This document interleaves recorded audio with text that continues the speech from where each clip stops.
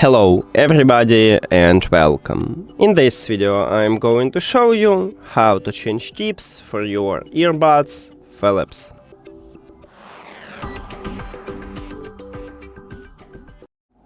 You have to start by remove the old ear tips. It's pretty easy, so don't worry about it. Also the right one. Now select new ear tip size.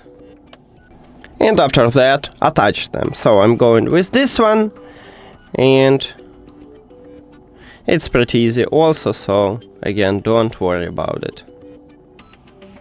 There we go. And this one. And that's it.